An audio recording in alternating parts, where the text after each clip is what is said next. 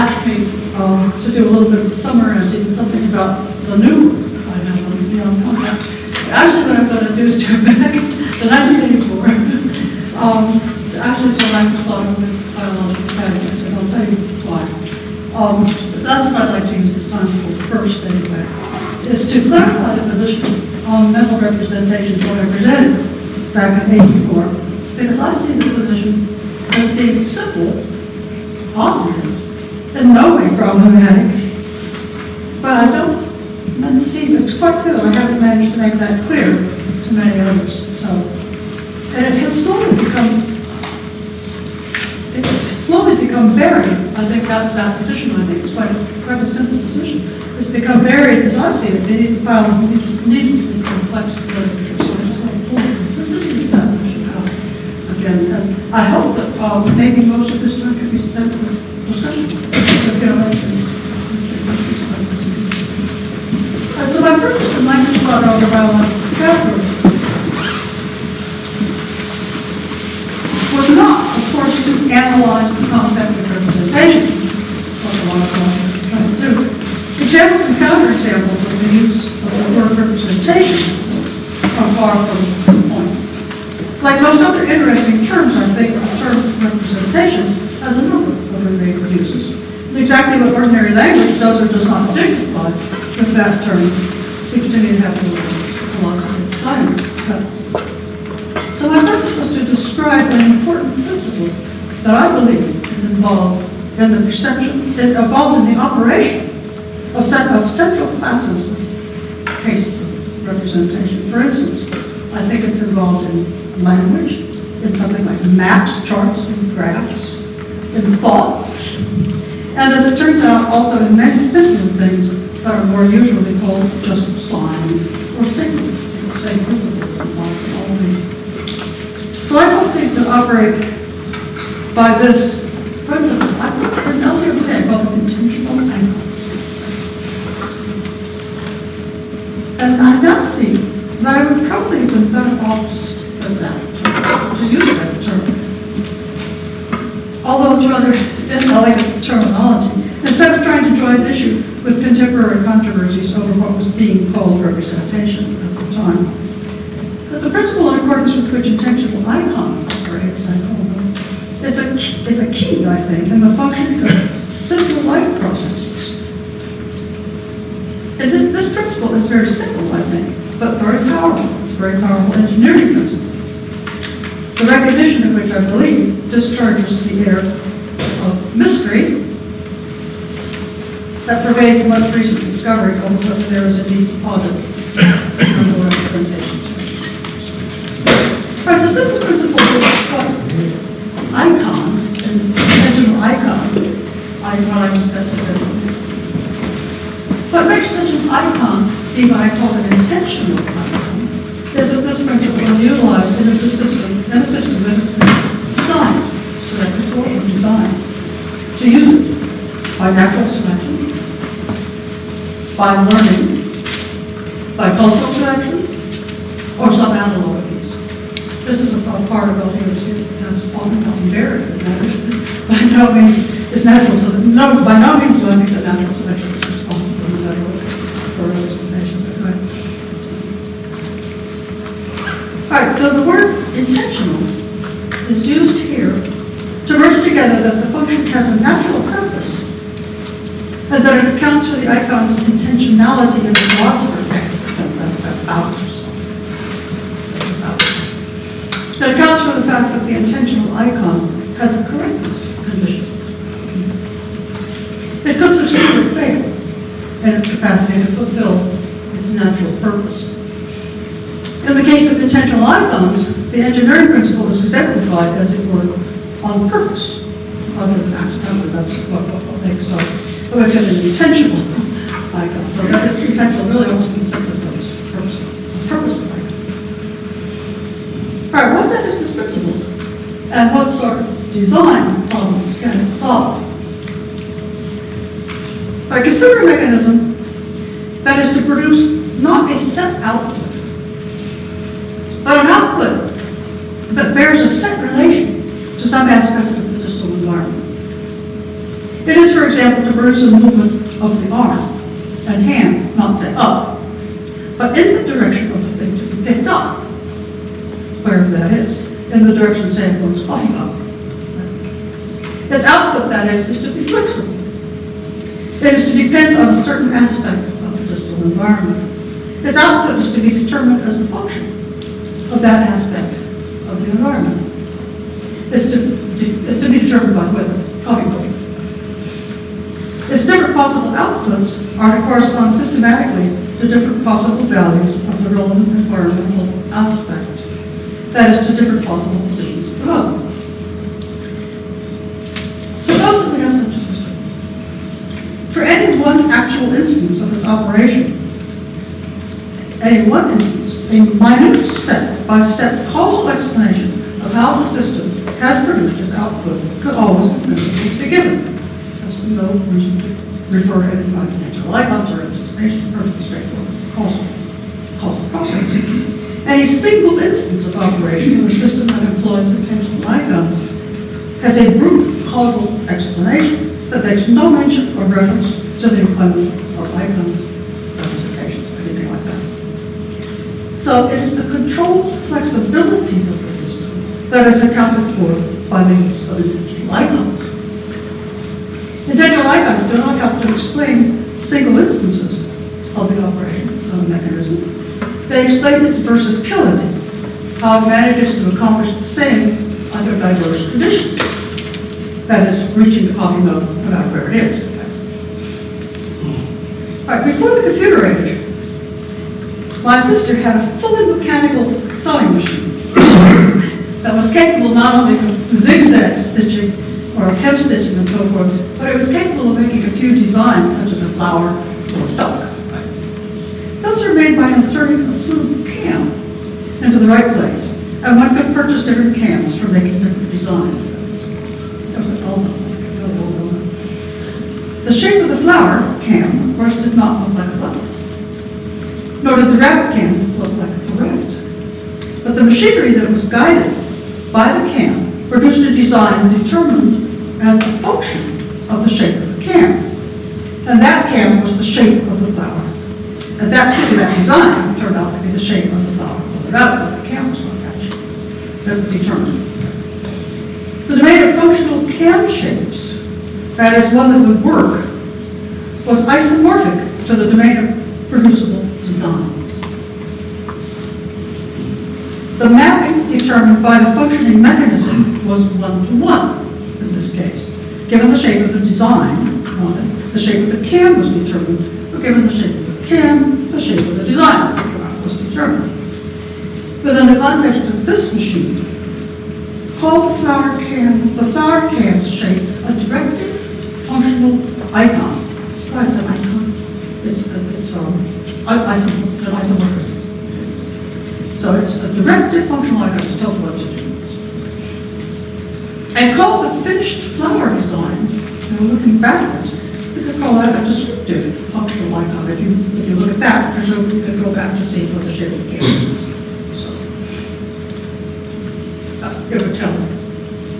Looking at the flower pattern, and the duck pattern would tell you what the shape of the cam is if you had the all function. So the machine we're interested in designing, however, is more complicated. The machine that will recognize different variables of the environment, that's more complicated. Its output is to be determined as a function not of an aspect of its input. The cam is put in, right? The cam is the input. Not as an aspect of input, but as an aspect of the machine's distal environment. That is, it accomplishes this, we suppose, using some setting, some inner configuration that functions like the cam, and where the domain of possible cam settings maps one-to-one onto the domain of relevant environmental possibilities on the one side, and it maps onto the domain of these outputs on the other. The remaining problem then is how to design the system so that the relevant environmental aspects, that is, for possible positions of the body move, such that those become relatively unique possible causes of the cam settings to which they need to correspond. We need to understand how the system might be built to assure that its cam settings are descriptive functional icons of the relevant aspects of the environment. All right, now that is, roughly speaking, the perception of how perception works. For example, of how it happens that many of the beliefs one acquires are true. All right, so I've written quite a lot, actually, about how perception works. In the later chapters of Beyond Concept, which is the book that just came out, maybe I'll say a word about it later if there's time. But that the manufacture and use of functional icons could solve problems for an organism that needs to be guided by its physical environment can surely be seen without that, without understanding how perception works, how you find from the environment to the cam. Functional icons produced by systems that have been designed to produce and use these functional icons. They are examples of what I call intentional icons. They were designed to do this. And though I have little interest in fighting about it, it does seem to me that calling these icons representations would not take us very far from ordinary ways of speaking. But in Aristotle and other biological categories and later, I emphasize that the intentional icon always has what I call a producer and a consumer, or interpreter. That these have been designed to work together in the production and use of such icons, producers, so designed to cooperate for ends that are ends for both. These might be two subsystems functioning within a wider system, such as the brain, producer, and consumer. Or they might be two systems related to one another symbiotically, such as the language faculties of competent speakers and comprehensive hearers of the same language. As for thinking about language, just recall a picture of the world that's in Wittgenstein's Tractatus. It's interesting, I think there's something quite correct about that, about Wittgenstein's, about that particular theme in Wittgenstein's Tractatus.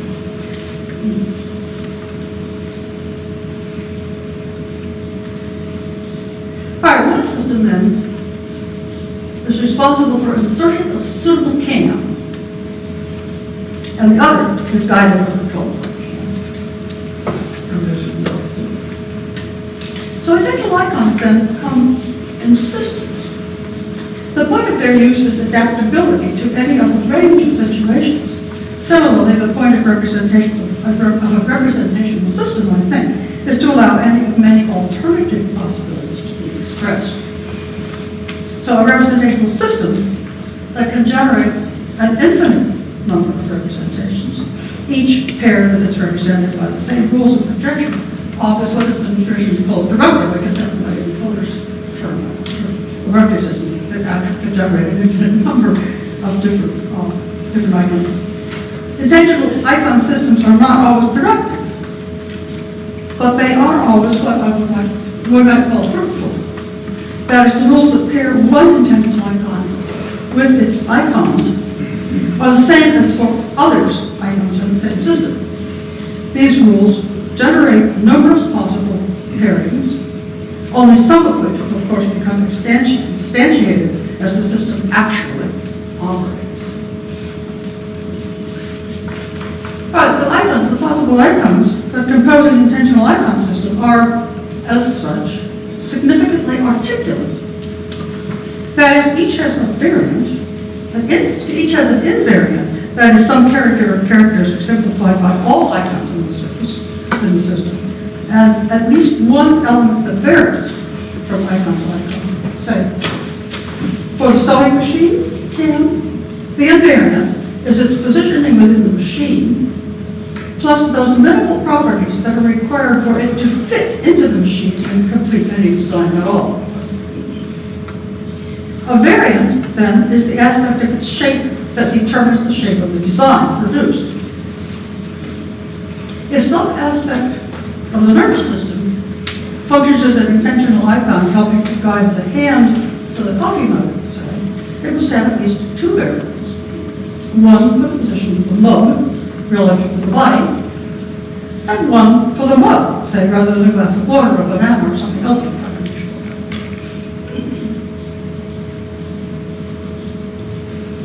Right, so one of the variables is really instructed to reach toward, and the other variable is toward the bottom. Then an intentional icon is articulate, reflects that it corresponds, say, not to an object or a property alone, but to an event or a complete state of affairs. It doesn't correspond, say, the camp doesn't correspond to flower shape, but to flower shape embroidered on cloth now under the pressure foot, as a state of affairs that it's supposed to produce. It doesn't correspond to just the direction, but to my not being in direction X from me. A complete state of affairs. The intentional icons then are kind of like complete sentences. Oh, I would not say they are corresponding propositions, but that's another. They're like complete sentences. It's not recognition of mere objects or properties in the environment that guides action or thought. Right? It is recognition of their locations relative to oneself or other things, of their dispositions and importance, relationships to each other, etc. But the articulateness of many intentional icons is masked, however, unless self-referring elements or aspects of these icons are recognized for what they are. And this is a theme I think it's a very important theme, actually. Somehow it's gotten buried a lot, but really it's weird. All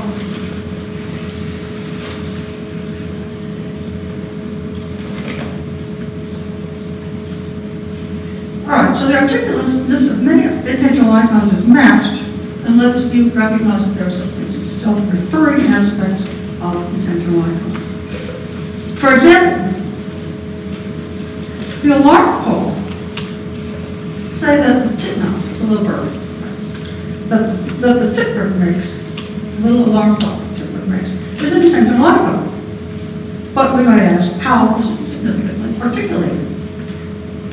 Say the mating call of gray goose, big goose, or that's an intentional icon. But how is it significantly articulated? Significant articulation of its icons for an intentional icon system to generate icons showing multiple different things. It has to be able to show multiple different things, multiple different states of affairs. The articulation of an icon in a system corresponds to the kind of transformation or kinds of transformations that would be made in the termination of the mother, when I'm meaning something else.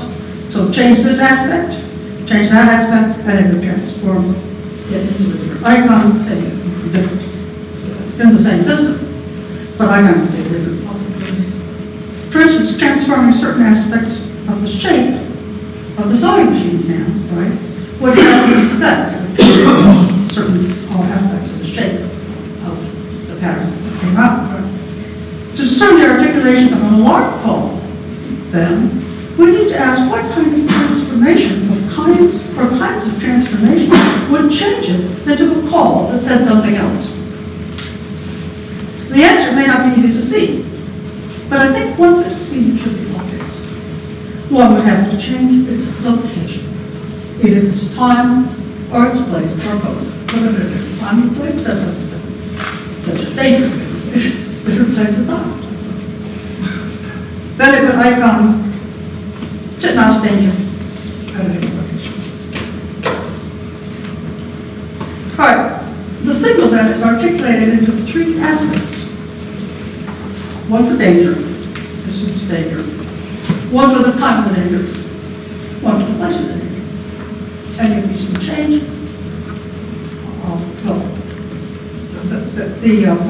That is dangerous in there.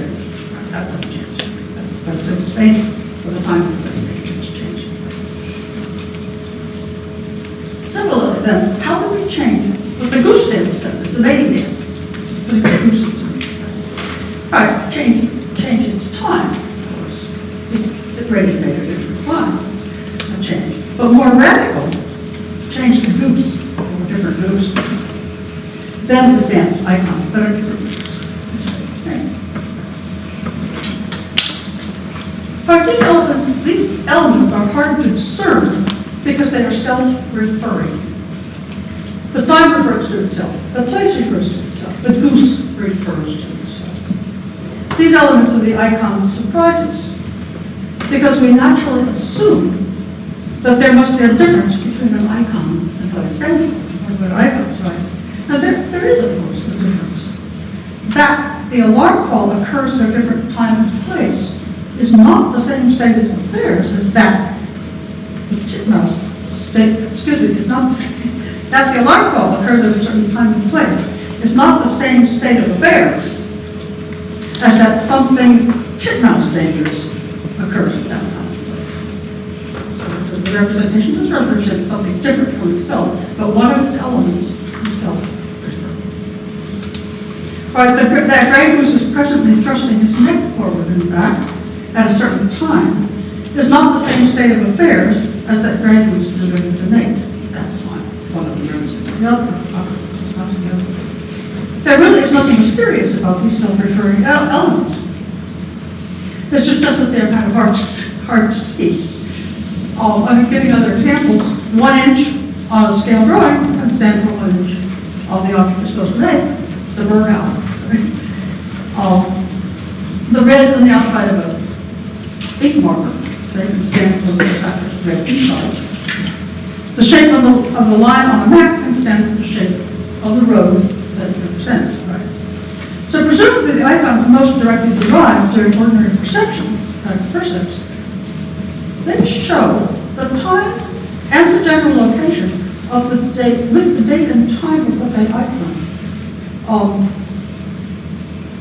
They show the time and the general vicinity of what they icon by their own time and general vicinity.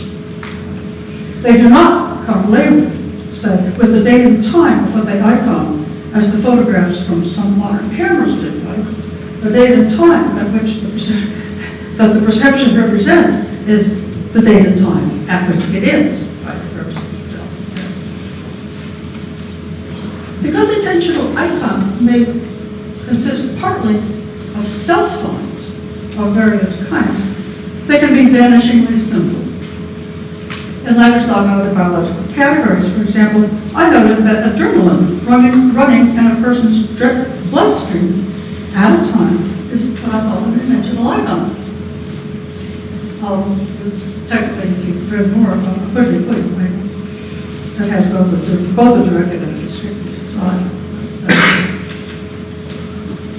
Also, each of the other myriad chemical signals that are sent from one part of the body to another, we call them signals. They are actually called in the category of intentional icons. Very simple. Road signs, such as stop signs, curve signs, road crossings, or road entering signs, those are intentional icons. Their placements function as self-signs of where to stop, where there's a curve, where there's a crossing. Or more strictly, actually what I call, they're what I more strictly call relative reflexes.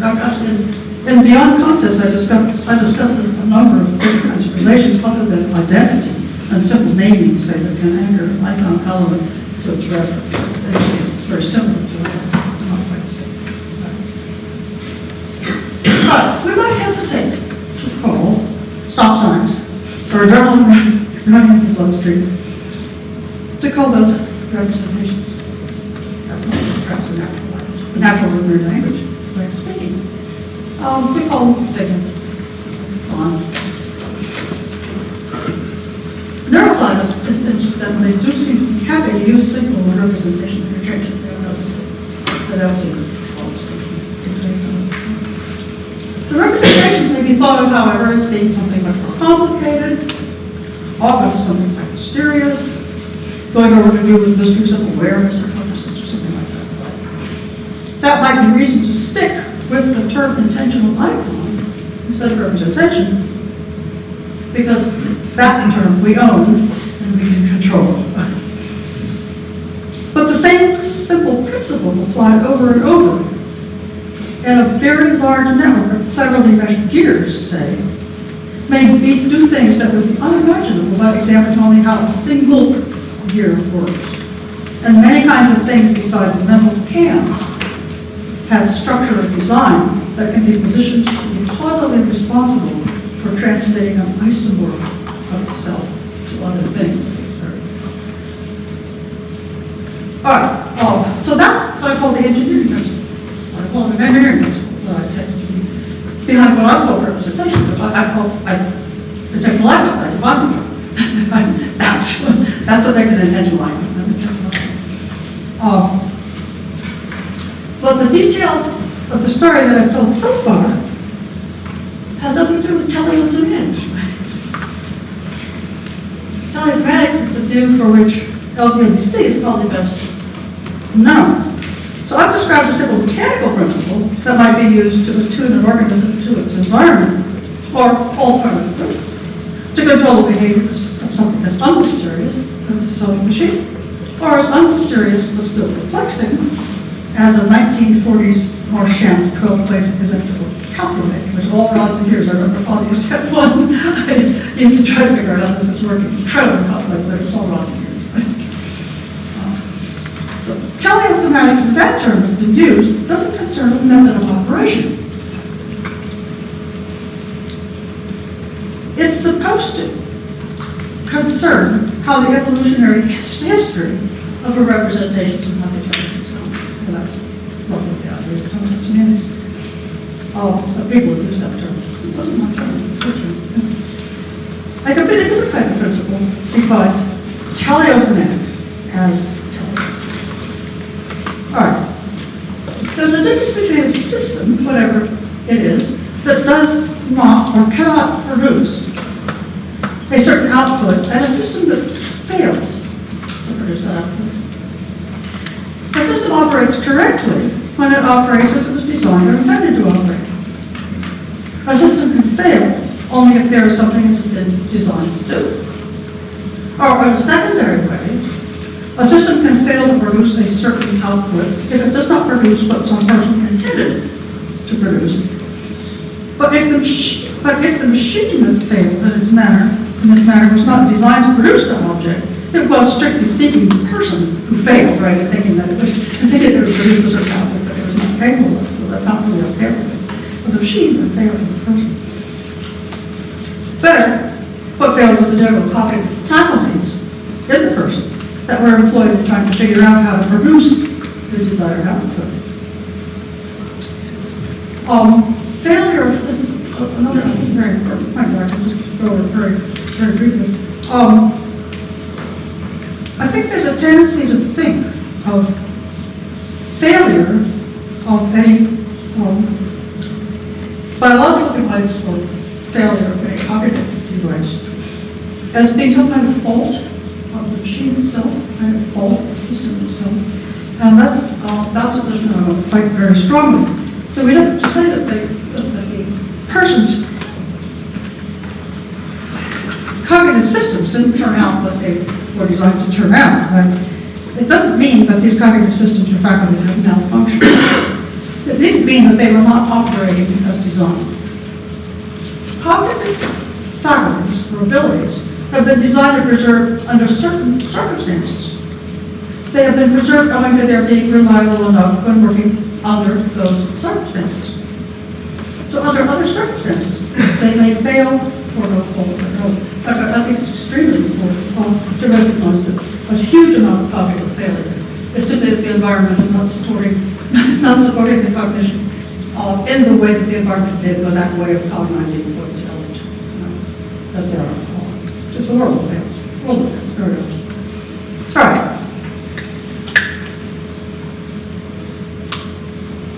Alright, so the cognitive system then, and each of its elements, like any other system and its elements, operates correctly, but it operates as it was designed to operate.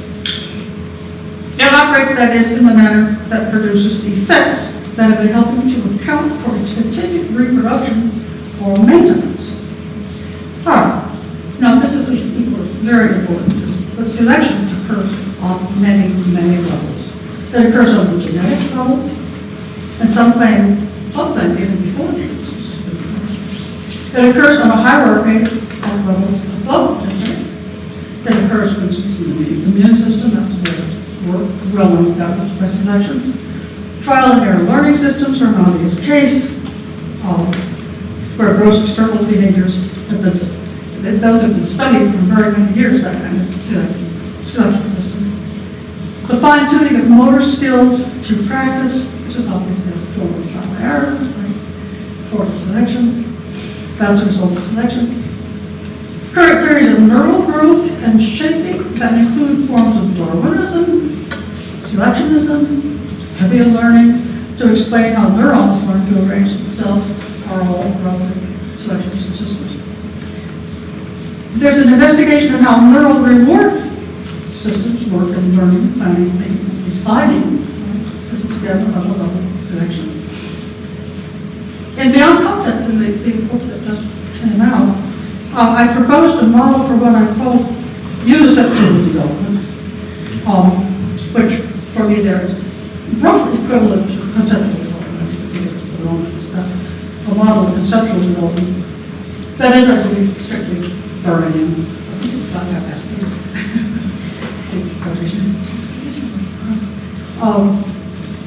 It seems likely, I think, that the brain contains various systems that are designed following environmental variables to themselves design or set or tune other systems that are designed or set to tune further systems to accomplish tasks required in a particular individual's environment. We are full, I think, of various kinds of designs for some kind of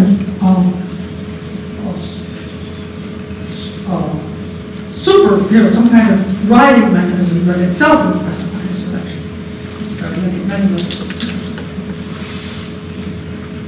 By development and maintenance of a community language, I play involves the selection or the tuning of speaker dispositions and hearer dispositions so they would fit one another in the employment of attentional icons.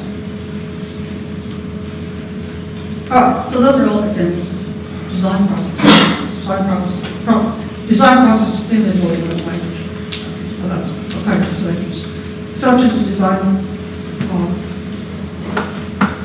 A selections design mechanism. You have to remember that what's being designed here is of symbiosis. It's not that some words are better for representing certain things than others, right? It's that you have to have a symbiosis between speaker and hearer uses. So symbiotic relations, of course, are very heavy. It's a result of selections processes. Right, systems that have been designed to produce intentional icons used by symbiotically designed consuming systems are, of course, designed to produce those icons according to rules, that's consuming rules. But the consuming systems, are designed to use in performing their subsequent functions. Right? So when the producer and consumer actors will settle on the same communication system, they have to settle on the same representation of iconic system. If they fail to do that, what they produce will be either unintelligible or wrong. So the telltale part of color is next. So notice I started out by talking about the sort of mechanical side of at least my expression or dental icons or abstract representations. But the telltale part of color semantics is there not to explain the mechanism, right, of a dental icon, but to explain what it would be if the icon is correct or not correct. So actually what I'd like to do is what I'd like to do at this point is really call for questions. I really want to know what is bothering you about this kind of position that I'm taking here. They're actually be able to discuss it. And if we have lots of time left over, I'll say something about the damn time. I may say something about the new book about what I did if we have time. But what I do is to take questions. I think about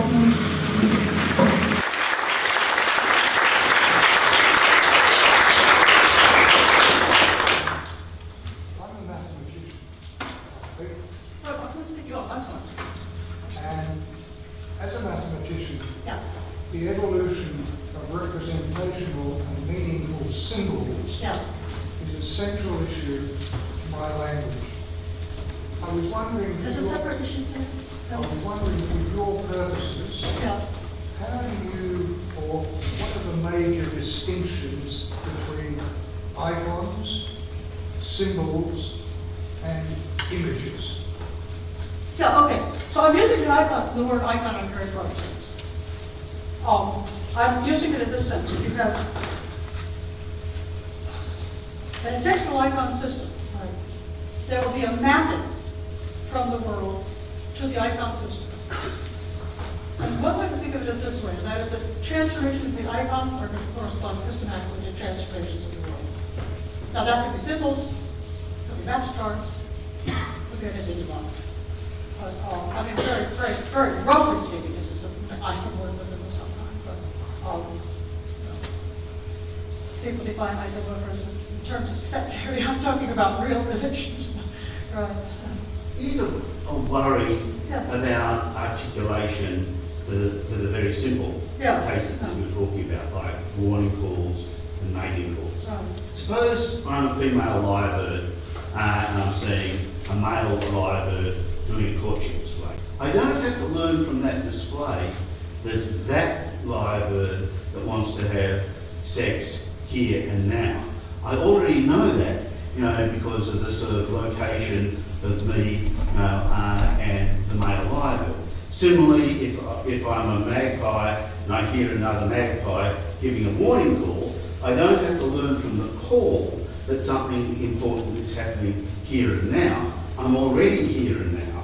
So I'm not learning, from the signal information about the location and timing of the danger. So that raises a worry about whether or not, these icons are articulated in the same way, in the way that you think they are, because there's not, as it were, selection on the icon to carry information about location and timing. There's selection on the icon and responders, to respond to the information about the danger and its nature, but not about the location and the timing. And that makes me worry, that you're adding the locational information and the identity information kind of isn't warranted by the dynamics of the situation. Yeah. All right. Let me go back and sort of say something again. You think the representational system should be obviously different from what is represented. Now, in this case, it's probably the same and probably different. It's obviously it's obviously something different that is said if Gray used stances from if White used stances. Right? Something different is something that's said. If you have a female watching the one and the one is dancing and the other is not, she knows which one is ready to mate, not which one is dancing. If she wants to know when he's ready to mate, she has to wait until she sees when he dances. So this is information that's crucial to what is meant by the dance. Are you now ready to mate? Right. Yeah. Hello, thank you for the talk.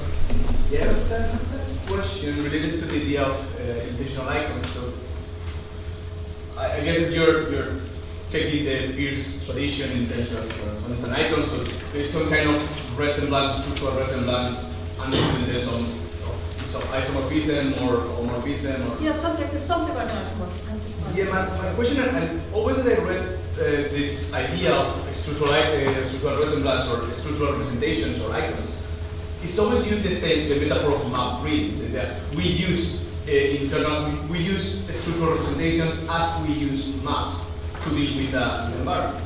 However, I think there is something dangerous there, and I want to know your opinions. Because one thing is to explain my capability as a whole agent to read or to use a map to the environment. And another different thing is to take this capability and put into the nervous system and say, yeah, there's a representation consumer that is able to exploit nervous system to exploit something like a map relation or map resonance.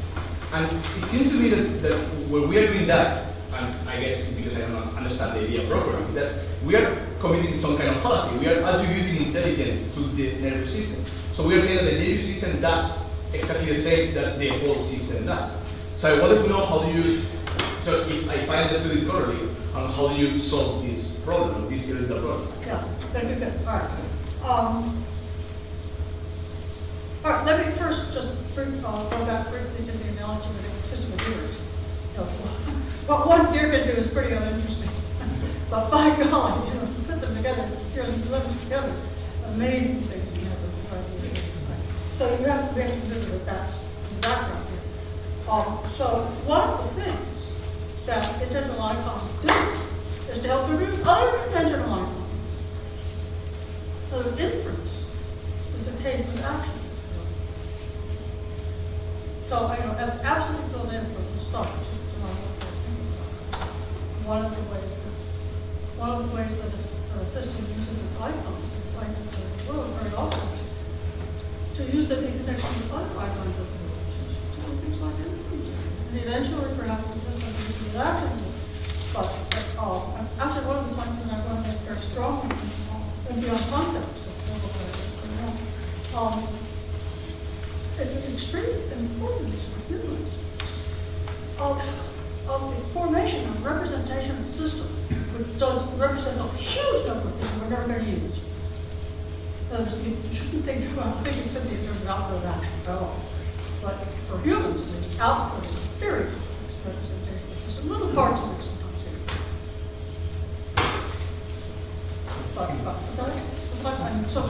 So that's what fundamental. But one of the things that a consumer does, right, is to translate into another representational system combined with other icons to represent.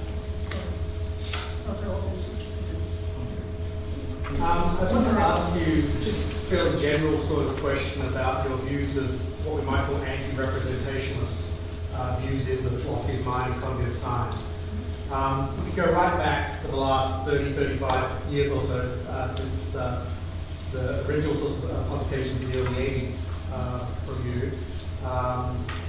We've had several, starting with sort of connectionist models, with dynamic systems approaches, and now we've got recent forms of enactivism that I kind of, I'd call them sort of deflationary, or they're alternatives to representational sorts of accounts. And we don't really need this rich set of structures. Now, as you've gone over today, you've laid out, in some ways, probably the most elaborate, still surviving research program, I think, in representation. How do you view these changes over the last 30, 35 years under this anti-representationalist guise? Do you just sort of say, well, that's what something else people want to do, and that's okay? Or do you have definitive reasons to think actually there's something wrong with those alternative frameworks, they're missing something important by not buying into representation? Can you just say a few things about that? As I see it, when it's actually the details of something, almost it seems to me that they're right in there on the intentional icons, and they're just not looking at it, just not noticing it.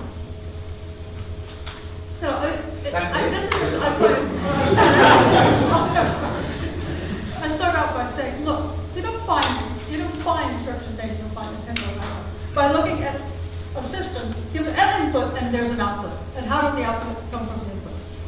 There's no representation here. And in general, that's what we've been looking at.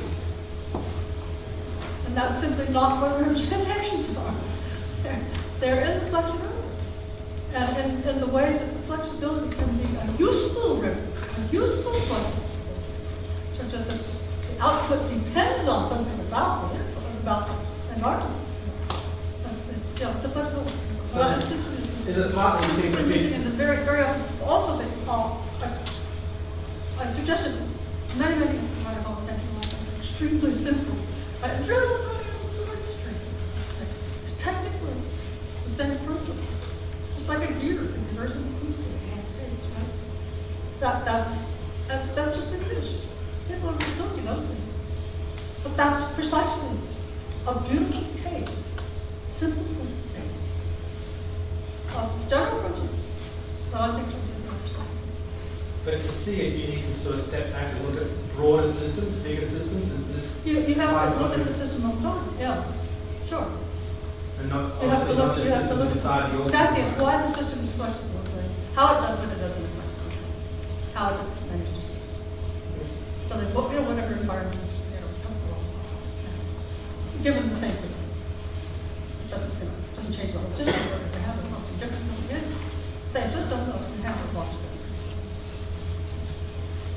Okay, so I want to ask if the notion of icon really covers every way in which we can take that meaning words and meaning especially in language. So Okay, yeah, well, it seems to me that the theory you gave allows us to understand ways in which we can cope with environment, and we can also socially cope with environment, maybe something about meaning of certain items in language, which do have maybe a function of tracking objects or properties in the environment, but there is more to language. So one thinks that maybe, so everything you said is compatible with language being something that it's based on a symbiotic relation between two organisms, that the system itself obeys to do something which wasn't possible, or it is not of the same kind as what you describe as what intentional icons. Right. So to actually argue that language is isomorphic to what it talks about in the way that say pictures or something, that of course is a long argument. We have to actually look at language and see how you would spell that out, which is something that's done in the book. Yeah. But I should say something else about language, and that is it has many functions besides iconicity. Language does a lot of things besides memory, the world is and that's extremely important. Actually, I have the most recent paper that I've done is one out there is exactly trying to talk about all kinds of idioms, all kinds of words in the language that don't have anything to do with corresponding to the words. They just do different things. But then the fundamentals of language do involve correspondence. I know I'm a professional correspondence theory. I think there's no question about it. But you can see it. What do I say? You think language is very problematic because you can't think about language and something outside of it. Look instead at the goose's baby. There seems nothing problematic there about the fact that there's correspondence. Right? The dancing, if he does this, corresponds to the creature and the time of being ready to mate. There's correspondence. And I really do think that principle goes right straight through to a basic problem. Right? But that you say.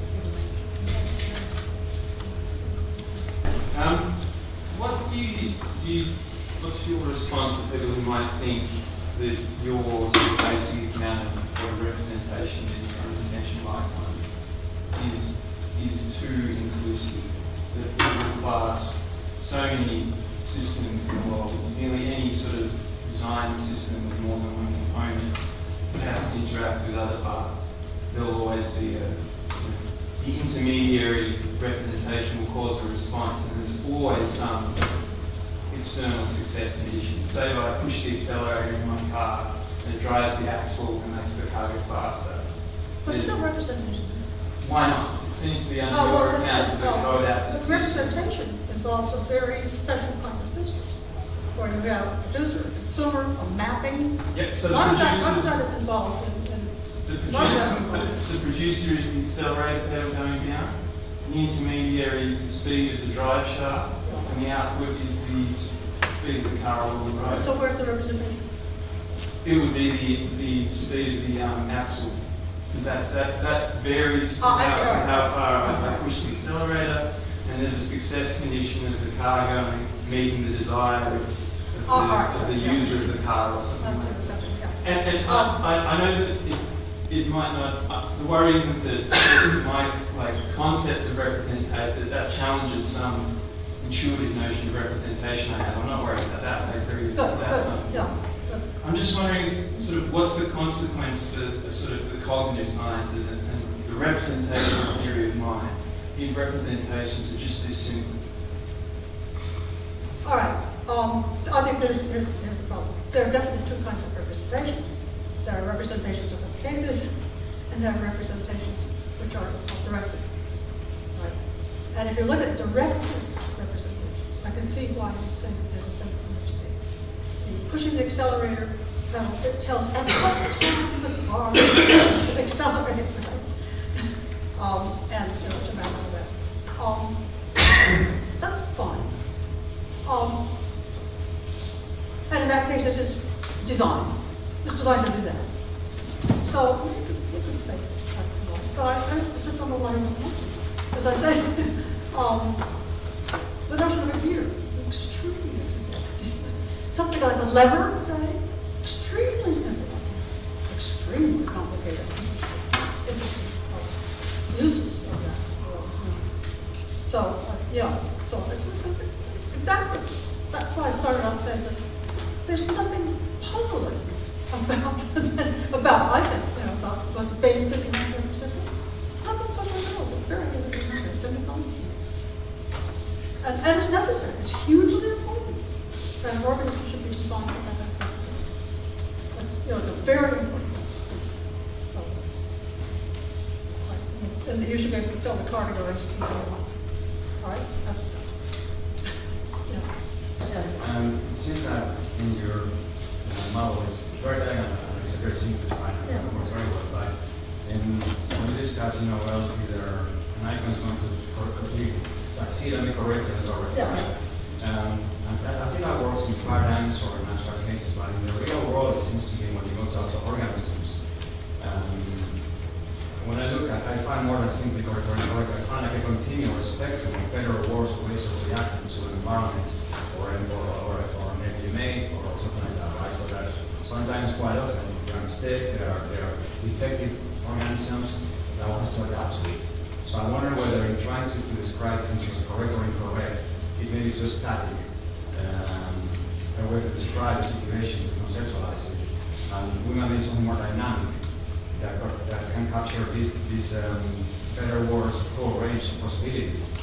And if that's the case, it seems to me maybe that maybe the notion of representation is too static to be flexible enough to allow the animals to adapt to each other in ways that are flexible enough to respond. Flexibility. Flexibility. Could your idea of an icon be flexible enough? And if that's the case, why then hold on to this stultified study of representation? Let me just start this way. If we simply want to look at the evolutionary history, with the learning history, whatever it is, right, that produced something you want to say. It can be really pretty vague exactly what it was that was always present, or that was roughly always present that allowed it to work, right? That's right. It can be pretty vague. But that's very different from saying it's lifestyle. Right? That's the question of what does it represent in some cases. In the case of language, language is kind of amazing, and I think a lot of the things that language does is precify in extraordinary ways. But that's one thing. But you know, some people ask about what they yeah, something out of it. No, I mean, sure. And it's clear enough that it has a replication. It's part of something else. I mean, exactly how to define it. It's stupid. It's learning about. But on the other hand, the other kind of flexibility is actually being able to adapt correctly to the environment, where there are definite differences, there's definite responses to the problem. That's a different kind.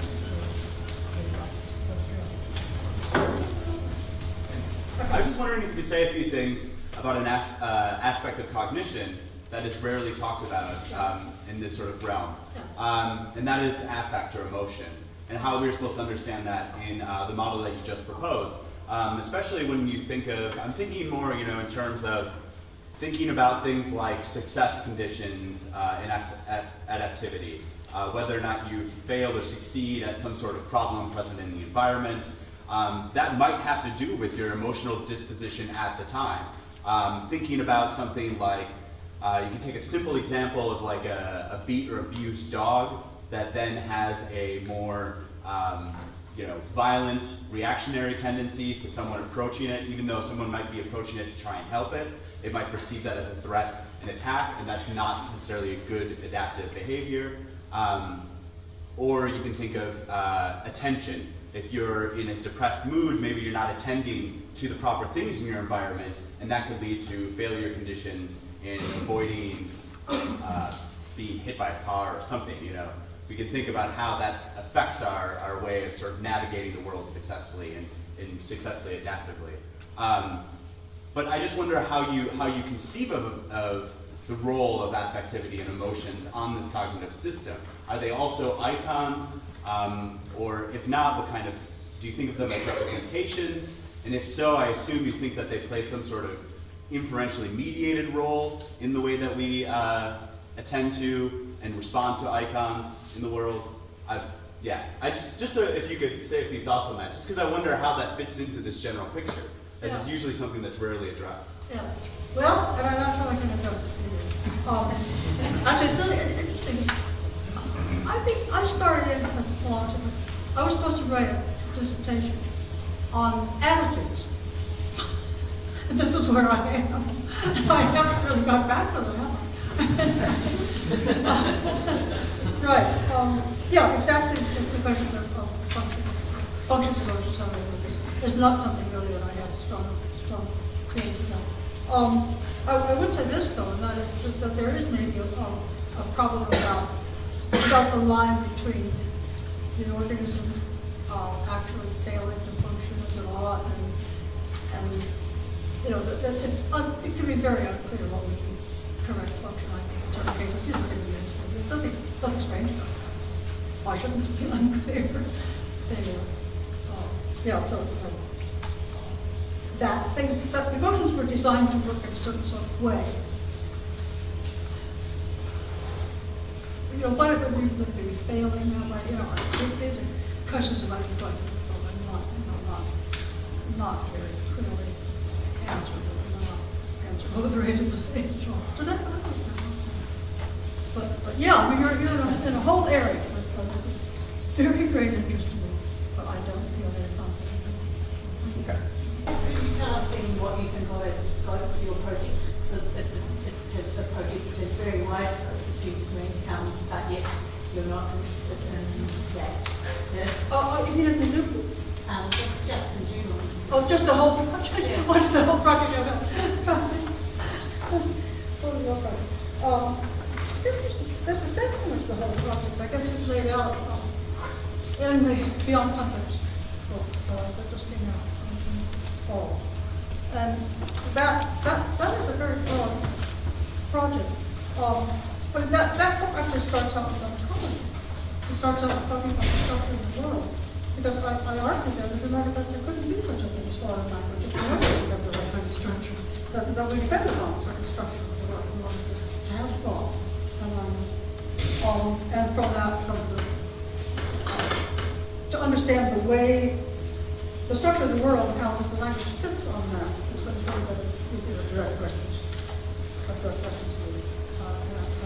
But then the other end of it is a general theory of information, natural information, and of the difference between natural information and information which is purposeful information. So, the distinction between the distinction between what I call natural science, which are what if there weren't any natural science, we couldn't. All right, so the natural science, you have to explain what they are. But then how it is that intentional science, which is intentional, are built out of that, what their difference is between those. I mean, in a sense, I've already said today, the difference is that in one case, you have something which is accidental, In the other case, you have something to do with stuff. But that really is the difference. But, all right, to define the measurement of information, which will actually go from looking at the structure of the world to looking at the structure of language. And in the middle is the structure of thought. The main thing about the structure of thought, I guess the reason the book is called Beyond Concepts, is that I want to claim traditional kind of picture that concept really, it has too many flaws to keep it. It really needs to be, it's just very confusing.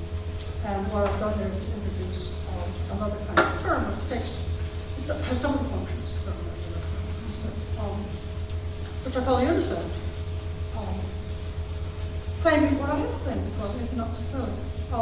But really the most difficult thing, the most difficult job cognition has, is probably not been recognized, and that is, it's the problem of trying to recognize through experience, through perception, when you are encountering the same thing again.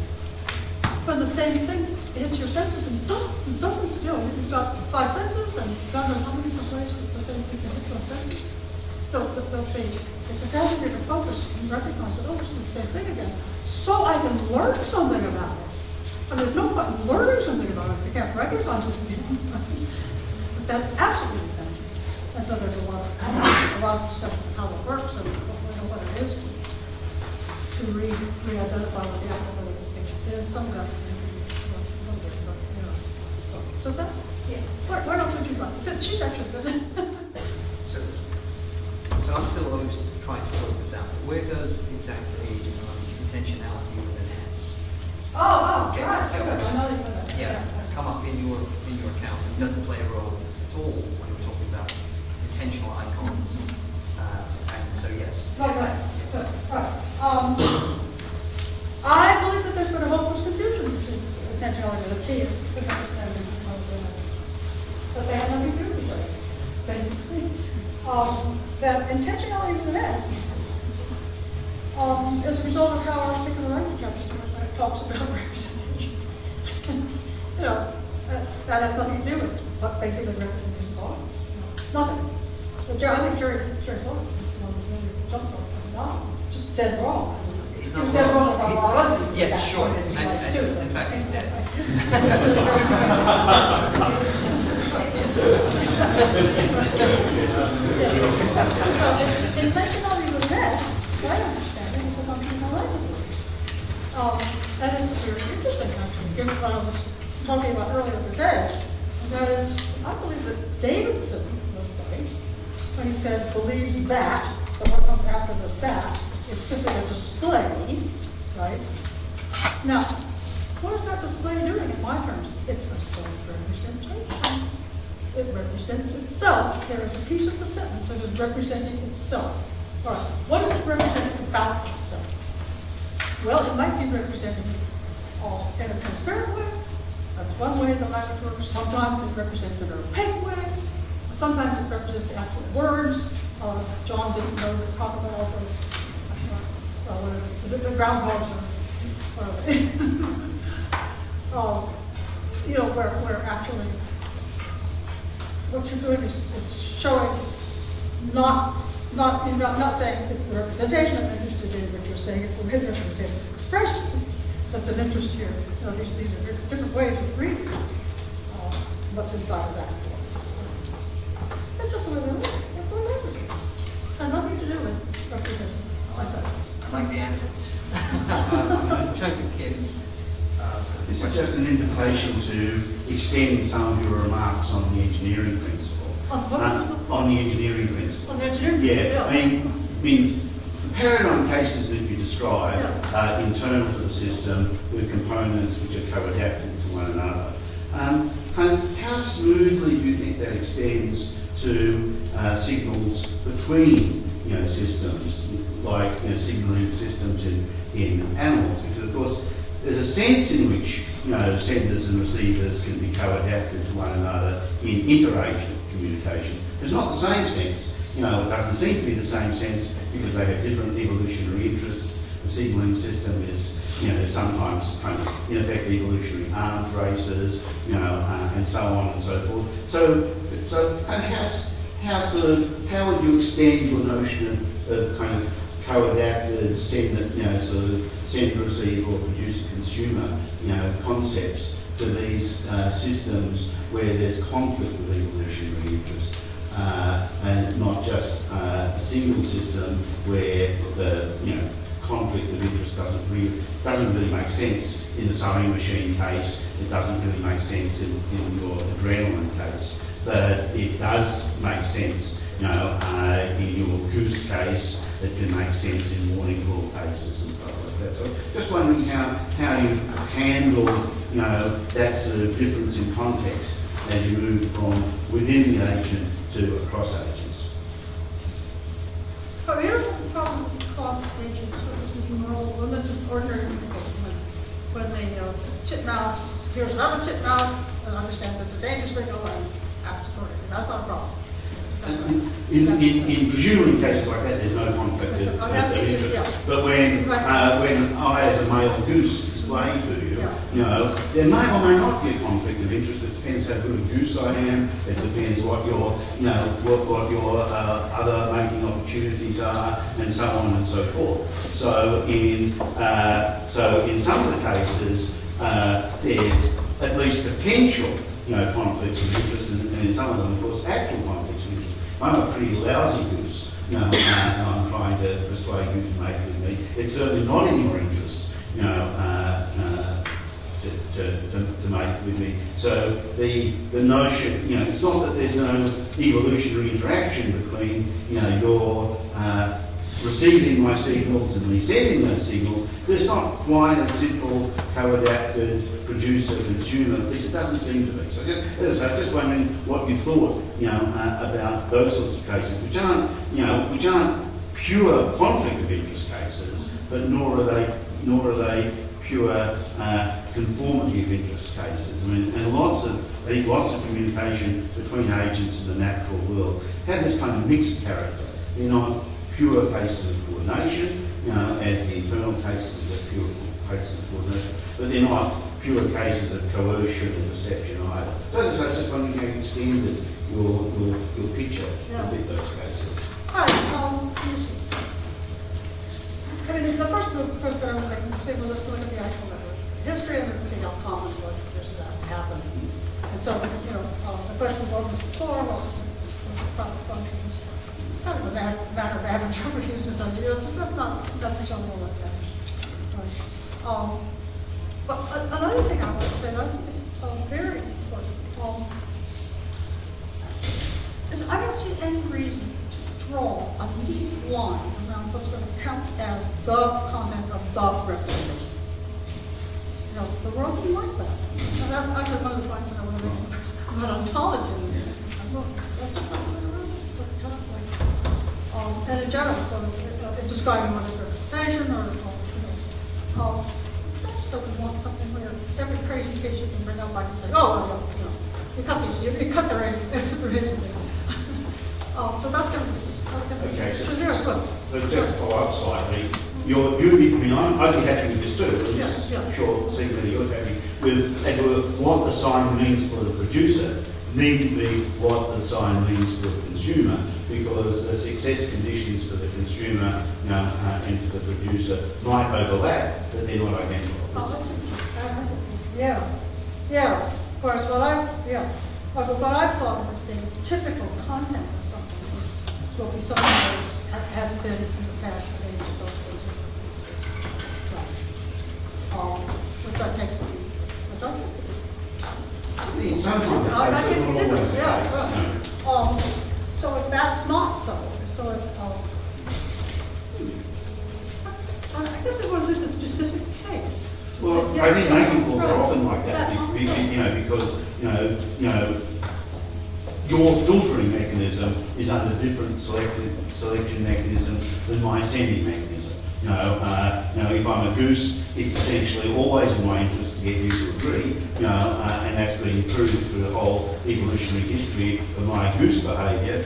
It's the gander, I should say. You as a goose, will be under selection to be more discriminating about how you receive my calls than I am in sending them. So there's overlap in selection.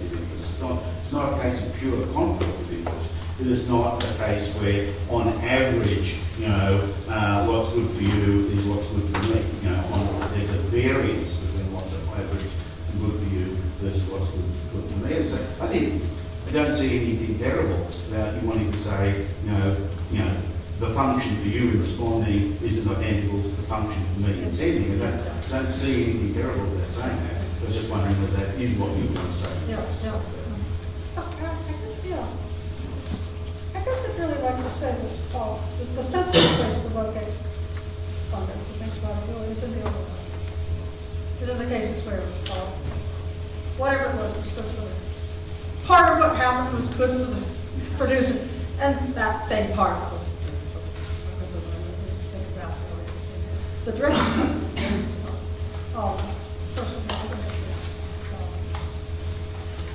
These things have two sides, I'd say, right? The directive side and the descriptive side. The descriptive side is probably but yeah, I don't think it's very, I'm very good.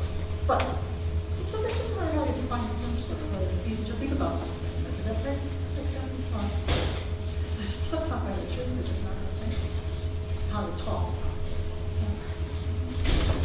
I wanted to emphasize how ubiquitous Kim's problem is and how it applies in even things like the adrenaline case. Yeah. So you want a specific example? I know a bunch of people who, take seriously the hypothesis that beta cells in the pancreas become resistant to insulin during development of type 2 diabetes because the evolutionary interests of the cells receiving the signal, the beta cells in the pancreas, are not identical with those of the cells sending the signal, and they actually don't agree about what insulin needs. Okay? So even in cell-to-cell signaling with hormones, you can have divergent evolutionary interests and things problem will occur. So very ubiquitous. Okay. But the fact that the systems remain stable and stays in place, I think is going to be due to something over that. Well, except for the guys who of course. Right, I guess if I was really a well-behaved chair, I would say we're 2 minutes before the end, so I won't press for further questions, but I will actually press you to give Ruth a round of applause.